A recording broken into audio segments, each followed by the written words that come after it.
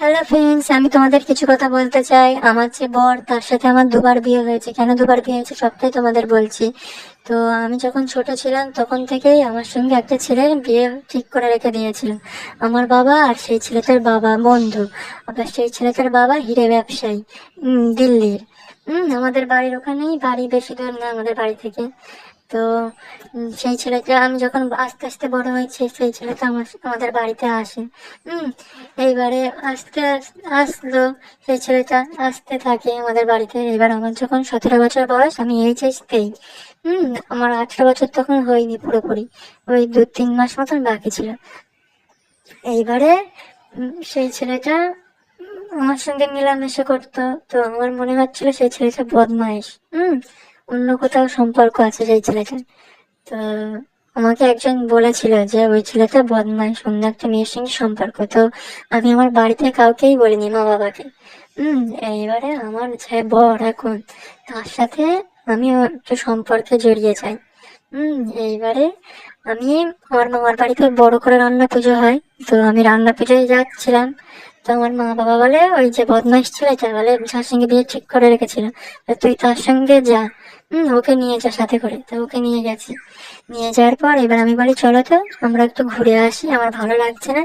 তো সেই বদমাইশ ছেলেটাকে নিয়ে ঘুরতে চলে যায়। এইবারে আমি বলি, তুমি এখানটায় দাঁড়াও, আমি আসছি বলে। এইবারে আমার বরকে, যে বর এখন, তাকে ফোন করে বলি, তুমি তাড়াতাড়ি আসো, আমার সঙ্গে একটা বদমাইশ ছেলের বিয়ে ঠিক করে রেখেছে, আমাকে বিয়ে করতে হবে আজকের মধ্যে। তো আমার বর চলে আসে, সঙ্গে সঙ্গে এসে আমাকে নিয়ে চলে যায়।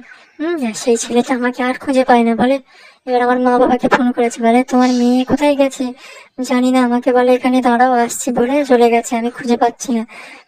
এইবারে আমার মা বাবা ঢালা রাজ্যে তন্ন তন্ন করে খুঁজছে, খুঁজে পায় না। এইবার আমার মামার বাড়ির সঙ্গে আমার শ্বশুর বাড়ির ওখানে একজনের সম্পর্ক আছে, মানে ওই আত্মীয় হবে, সে জানিয়ে দিয়েছে যে এখানে একটা বিয়ে হয়েছে। তো আমার মা বাবা তৎক্ষণাৎই চলে আসলে আমাকে নিয়ে তুলে নিয়ে চলে এসেছে। এসে আমার শাখা পলা সব খুলে ফেলে দিয়েছে। খুলে ফেলে দিয়ে আমাকে কলেজে ভর্তি করালো। কলেজে আমি ভর্তি হওয়ার পর ভর্তি হওয়ার পর হুম তার পরের বছরই, মানে সেকেন্ড ইয়ারে যখন আমি পড়ি, তখনই আমার তো 18 বছর হয়ে গিয়েছিল, তখন আবার আমার বরকে নিয়ে পালিয়ে যাই। পালিয়ে গিয়ে আমার বরের গ্রামের বাড়ি, মানে আমার শ্বশুরের গ্রামের বাড়ি, সেখানে গিয়ে বিয়ে করে নিই আমরা। তারপরেই আমাদের পারিবারিক দিক থেকে খুব ঝগড়াঝাটি সৃষ্টি হয়। আমার বাপের বাড়ি, শ্বশুর বাড়ি।